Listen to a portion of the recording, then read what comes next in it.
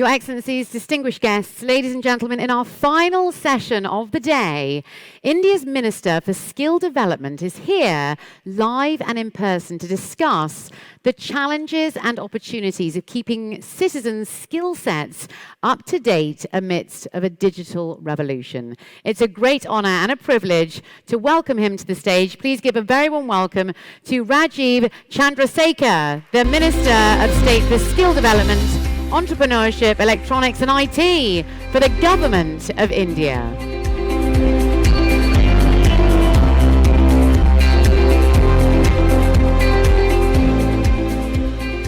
A very warm welcome to you. Thank you. Thank you for having me. Thank you so much for joining us here in person. Very kind of you indeed. Thank you. A very warm welcome to you. I thought we'd kick things off.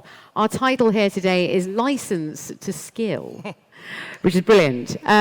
Well, what I've got here is India is very much developing a strong reputation for creating some seriously amazing startups right now, especially in India and abroad, of course. Now, you've spoken on record as well about India's trillion-dollar digital economy mission. Can you tell us a little bit more about that you look to achieve to 2025, and also the role of startups within that mission as well? Great. Thank you for that question. And I think the first response to that question, and I'm asked that a lot, is that we didn't get to this point very easy. It wasn't like it just happened overnight.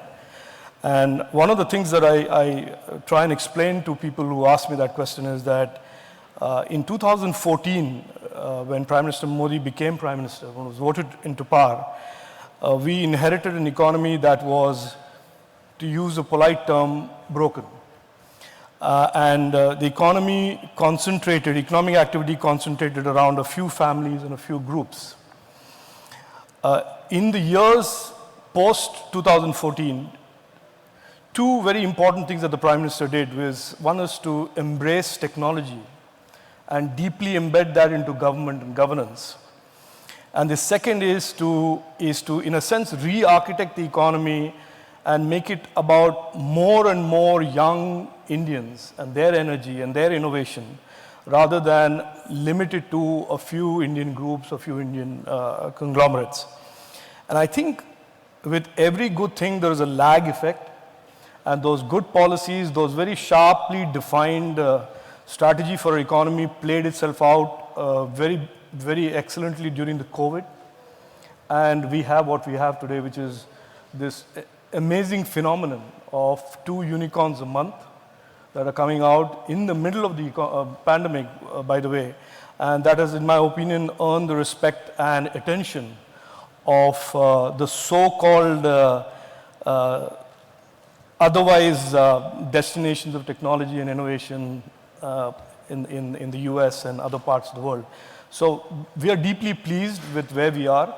But I just want to clarify that we didn't get here because somebody just snapped a finger. It took a lot of hard work, a lot of tough decision-making by the Prime Minister and his government, and an almost complete re-architecting of the economic landscape. It really is phenomenal progress. It really is. In the midst of this digital economy mission, what are you paying close attention to then? So, the 1 trillion digital economy is a statement that is made about the results of the previous policies that we implemented from 2014, but as much to do with reimagining our ambition as a nation. So the $1 trillion economy is a statement to the entrepreneurs and innovators in India and abroad that we are at, let's say, $350 billion today in the digital economy, but we plan to triple that very quickly. And we understand how to get there. We understand that the post-COVID world is looking at India as a reliable partner for technology products and services. And we see that as an opportunity. So I think if you see the $1 trillion economy statement, it is in a sense signaling to the world that we have reset our ambitions. We are reimagining where we think we want to be. If you'd asked me pre-COVID, I would have said 600 billion, 700 billion, but at the rate at which the world is digitizing, the rate at which consumers and businesses and governments around the world are embracing digital technologies, India has a very significant opportunity and role to be a partner, a technology partner to the world's governments, citizens, and businesses. It really does. What would you say the pandemic has exposed in terms of structural weaknesses then? You know, I don't know if the pandemic has exposed weaknesses as much as our ability or our preparedness collectively as nations around the world and people around the world to deal with these kind of emergencies. I don't think you and I would have, or indeed anybody in the audience would have thought sitting in January of 2020, staggering out of a New Year's party or whatever, that we were going to be confronted with the worst 19, 20 months in our lives. So I think it was, people say it is structural weaknesses and institutional inadequacies, but I think it is that we failed to see that a pandemic of this magnitude could sweep the world and disrupt lives and livelihoods in the biggest of nations on one hand and the weakest of nations on the other. So I think it is more to do with that, but post-COVID, there is a clear realization that the countries of the world and the people of the world will have to find common cause. We may compete on technology, we may compete on trade, we may compete on ideas and innovation, but on certain basic minimum things like looking after the well-being of our people, looking after the well-being of lives and livelihoods of those at the bottom of the pyramids of all our nations, the countries of the world have to unite, or at least responsible, reasonable countries of the world must unite. And I think that is the learning more than saying that X institution didn't do his job or Y institution didn't do his job. You know, hindsight, as you know, is 20/20, and everybody is a genius after the fact. But my learning, and I think the government of India's learning and our Prime Minister's learning is, more than ever before, India's call that Vasudhaiva Kutumbakam, the world is a family, it resonates more today post-COVID, and that countries of the world have to find common cause during these types of emergencies and work together, because on their own, no country is able, as we have seen, even the biggest of nations like the US have failed to respond or have not been able to handle the pandemic any differently than India has or any other country has. So that is, in my opinion, the learning of the pandemic. Do you think that there is still essentially a huge digital divide within many countries, of course, across the world? So what are you essentially doing to try and sort of bridge that gap and make it a more even playing field? I think the digital divide is a consequence of the fact that during COVID, everything went online. And as people were locked down, they were in homes, they were having to work remotely. The technology, the platforms, the internet took on a completely different level of significance and importance in people's lives and to protect their livelihoods. And it is at that stage that people who did not have the digital skills found themselves floundering. So the digital divide, in my opinion, is a consequence of the fact that people did not anticipate this need to work from home, this need to be remotely connected to your livelihood, and then suddenly had that problem. But I think that digital divide is a temporary one.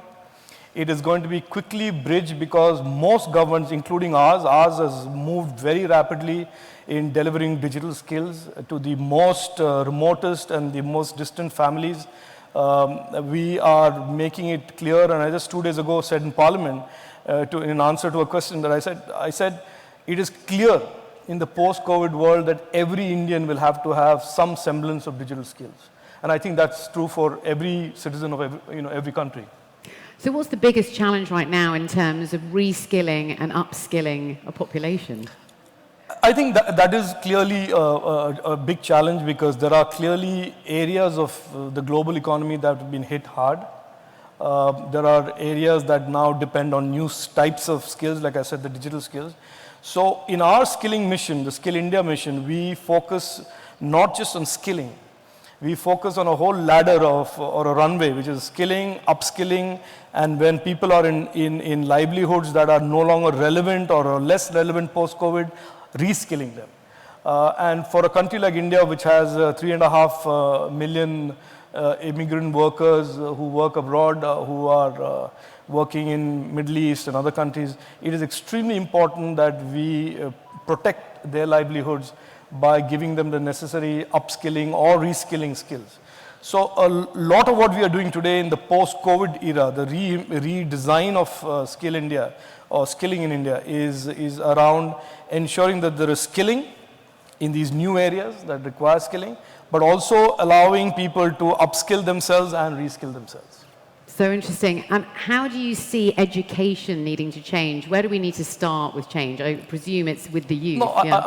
I think it's again, there are many things that were taken for granted pre-COVID that have now just become very important parts of governance discourse. And I think one of them is education. And in 2020, in the middle of the pandemic, the Indian government enunciated and articulated a new education policy. And the key defining feature of new education policy is that instead of a child studying, going through school, and simply seeing one outcome out of school, which is higher education, now at the schooling level, we will give him vocational training and skill as a way of getting a job later on, sports and education as part of the curriculum. So vocational training, skilling, if a youngster today wants to just end up being a computer programmer or wants to do sculpture or wants to end up being a musician, he should be able to do that through the schooling, get his credits from music or coding or any of that, and still be able to make progress in his life and make life choices that are separate from higher education, which is, as you know, in India, traditionally education has always been about do your 12 years of school, find a college, and you go in there, you force yourself. If you can't afford it, or if you don't have the temperament, you just drop out. So it was a binary at the end of the school. You either go into higher education or you drop out. Now it's no longer a binary. You either go down the higher education route, or you can go down the skilling route, or you go down the sports route. So I think, I wish I was a young kid because of all these opportunities, but for the coming generations of young Indians, the education policy integrated with skilling and all of these newer ways of finding livelihood choices at the end of school or end of college, in my opinion, is simply the most powerful reform since independence. Very true, very true. My final question, what are you most excited about within this digital revolution? What are the key opportunities that you're seeing? The most exciting thing for me, Laura, and I say this as somebody who spent over 3 decades in technology, is the amazing sense of confidence amongst the young Indians. They are today, age 19, age 20, age 21, very clear about the life choices that they want to make, extremely confident about technology being an enabler for those choices, unafraid of making mistakes, and really that talks to the personality of a country. And I think if that genie is in a sense being unleashed by our Prime Minister some years ago, more and more of these youngsters are doing things that are just completely unbelievable in terms of their innovation and quality of work. And I think that is what is going to drive the future of India and the future of this new India. And I am personally, as somebody who is an avid fan of technology and avid advocate of technology, tremendously excited by that. Very exciting future ahead. Minister Rajiv, it's been a great pleasure, a great privilege speaking with you here today. Thank you so much for joining us here at the India Global Forum, UA 2021. Thank you so much. Thank you, Laura. Thank you.